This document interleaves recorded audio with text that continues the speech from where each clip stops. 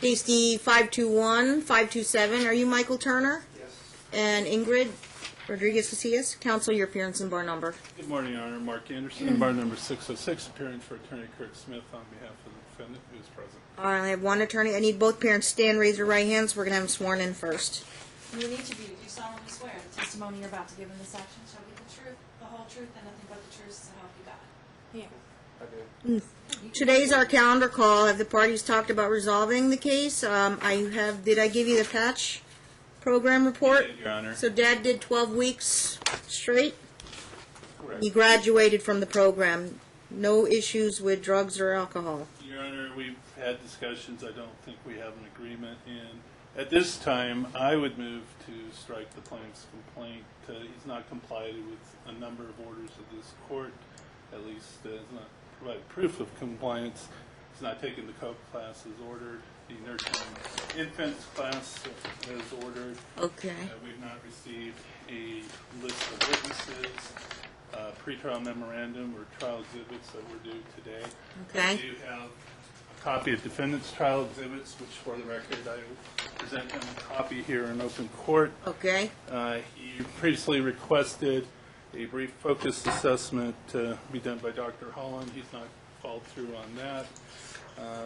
We have no current FDF from the defendant, even though he has secured employment since the last court hearing.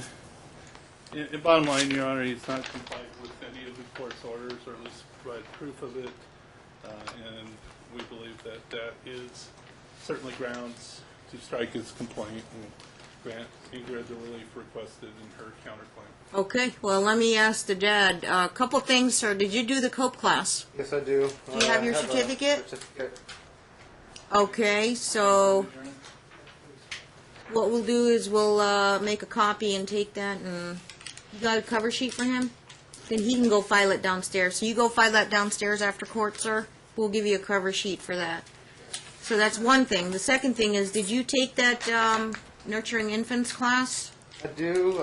Did go to a couple classes. Here's some paperwork from the class itself. Finished with it I yet, or? haven't finished it yet. Okay, so when you're finished with it, you will have the certificate of completion and get that filed in the court file. So the court finding today is, 1, he completed COPE.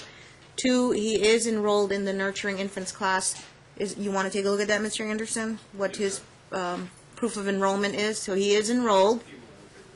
Okay, the third thing is, sir, did you file a pre-trial memorandum, just like Mom's attorney did? You know what that is? No, I don't. Okay. Normally, we would sanction you for not filing one, but you're supposed to get one filed no later than 5 p.m. today. So after court, you're going to go fill one out, file it, and then you're going to mail a copy or fax a copy to Mr. Anderson's office. You got to disclose your exhibits, and you got to disclose your witnesses in that pre-trial memorandum. Did you get a copy of what they filed? It's the same format. The pre-trial memorandum? Copy of a few things. Okay, it's called pre-trial memorandum. Mom's attorney filed one, so you know what it looks like? You need to file the same thing on your end. And it's due by 5 o'clock today, or you'll be sanctioned. Okay, I usually sanction $100 for not filing one. We're supposed to get you ready for trial. Trial is your number 2, by the way, on a Thursday at 9:30 on April 21st. I could leave that on, but you are not. Who are they stacked with? I can't guarantee you're going that day. Ahern. You might not go that day. In that case, probably contest. I don't know. Sometimes they resolve things. What was the next item? You're saying, financial disclosure form. Have you filed one, sir? No, I haven't. I brought in a couple of pay stubs. Okay, show that to Mr. Anderson, and let me see the last time that you filed one. He listed zero income other than $200. You got a job now, sir? Yes. Okay, last where time you- we were here, I had a job. Where are you working at? Temprite. What is it? Temprite. It's air conditioning, heating, and plumbing. AC, heating, and plumbing? Yes. Okay, and full-time? It depends on the week, to be honest. Sometimes I get about 30 hours, sometimes I get more than 40, so it just depends on 30 to the 40 calls. hours? And how much you get paid an hour? $18 an hour. 18 an hour. Are you union? No. Okay. And you got a couple pay stubs there, so give Dad a financial disclosure form. Can we have copies of these, or can Yeah, we will. Johnny stepped out, but we'll make photocopies. Well, based So, on his representation, I need you to file this before 5 o'clock today with your pretrial memorandum to No idea what avoid I'm doing. to avoid sanctions. Is there Well, anywhere I can go to someone can explain it a little bit better for me? It's you just fill out the form. Okay. We'll give you that form, fill that out, go get a pretrial memorandum, fill in the blank form, pretrial memorandum, and you can fill it out before you leave the building today. and he okay. needs to serve us with copies of Right. I recommend that you, can you fax it to you guys? He can fax it. Okay, and you can go fax these 2 documents before 5 o'clock today. It's not that hard to fill out the form. We kind of make it easy for you guys. What you want to write, we'll write down what you need to do, the pre-trial memorandum. That form is downstairs. Check the box form, okay? It's not that hard to fill out. And did I miss something on what he did? Stephanie Holland, I guess that's off the table. Checking my email, I don't know, we contacted her and he said he didn't have the money to move forward with that, so it is what it is. Vacated and We just go to trial. everything. And finally, based on his representations, that he's now working 30 to 40 hours a week, $18 an hour. I think we need to. We'll average him at 35 times 18, 52 weeks in a year, divide by 12, 2730. One child, 18% would be 491. Do you have other kids? So 491. And health insurance discounts? Child's presently on Medicaid. I don't Medicaid, we'll leave him on provide Medicaid. his employment. So I average you at 35 hours and $18 an hour. Your child support would be 491 rounded down. And that would be effective. There's no other discounts I can give you. That would be effective. It should be when he gained employment, I would think. When did you start making money? This month? No, last time we were at court, I told you I had a job. Yeah, well, 2 pay stubs, so I have a lot more pay stubs. I just brought in a couple just for examples. well, what was your actual date of hire? We were here in December 2nd, so you were working? Yeah, I just started working maybe like a week or 2 before we came to court. So December, January, February, did you set aside any money for child support? Because you're going to fall behind. I've been paying her the $300 a month that you told me to pay. Oh, okay, so last time we adjusted it. 'Cause $300? It was only $100 a month, and then last time we came to court, I told you I had a job, Right. and we adjusted it up to $300 a month, and I've been paying it into her bank account ever since.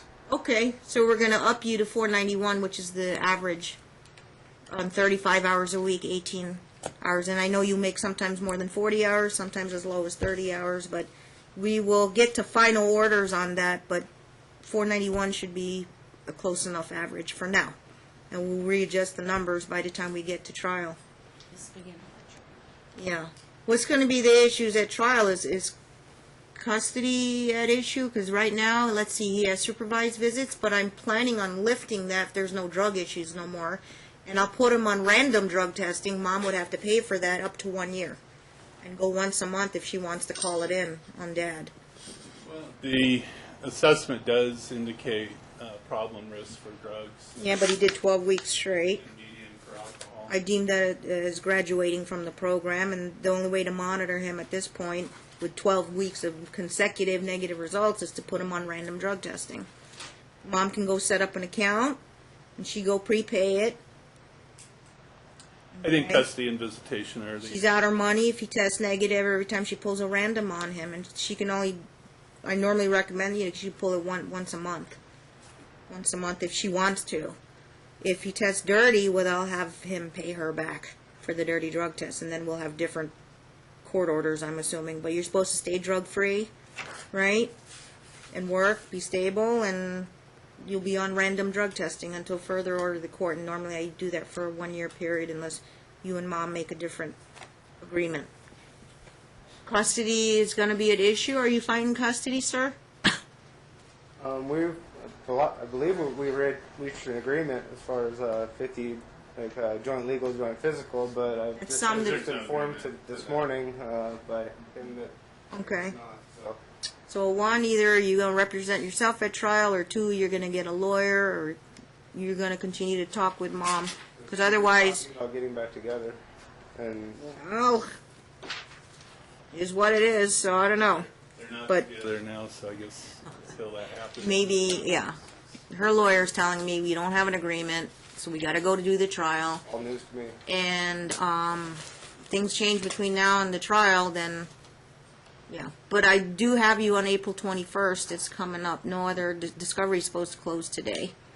I think we're ready to go, just Okay. moving the court from- But you'd both understand that you're number 2 on my list, because I don't know what's going to happen with the number 1 case. But if you get bumped on April 21st, you get a guaranteed date. You become a number 1 case, guaranteed to go probably, end of summer or something. So that'll push out the trial date. But right now, we'll follow status quo. I think I'm going to lift the supervised visitation. Supposedly his parents, the paternal grandparents, were supposed to be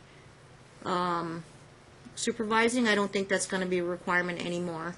Since we're less than a month out, Yeah. we are request to keep it supervised, just so I can- we can address How's some things of the going with your concerns. parents? They supervising? They've been at the house. Yeah, Okay, has my there mom's been any at the problem? house with me. I can just kind of make it informal if you want. Do you visit with the child at their house? No, I live with my mom. She doesn't have a job. She doesn't work anymore. Oh, okay. So I help her. So you I take your pay the Fridays bills to on her. Sundays? Oh, I have the CPS records report. It was unsubstantiated. And did you get a copy last time? We did, Your Honor. Okay, did you get your own copy? Okay, so I'll just tuck this away. It's unsubstantiated. You know what? I'll just change it to informal now. Informal supervising at paternal grandma's house. He lives with his mom, right? Okay, so it's not a strict supervised visitation, but you live with your mom, so the grandma will just informally supervise between now and a month away. The parameters of informal Yeah. supervision, the formal supervision required kind of a line of sight supervision. Right. Informal, Informal she means should be there, but not. she'll just be there, yeah, just to make sure there's no problems. Okay. Any questions? So he's supposed to be paying that $300 for this month. He's been working steadily now, so you're gonna owe a difference of $191 by the end of this month. So you'll be covered $491 for March, and then $491 by April by the time we get to trial. These numbers are subject to adjustment. And the health insurance, what is the child on? She's on Medicaid right now. We'll leave it on Medicaid. That'll hold us over. So, sir, you need to file a pre-trial memorandum. You fill out that one before you leave the courthouse, and that FDF, financial disclosure form. You can fill that out. Get it electronically filed by the time you leave court, and then you can just fax it to Mr. Anderson's office. You got there for... Also due to file a witness list, and That's in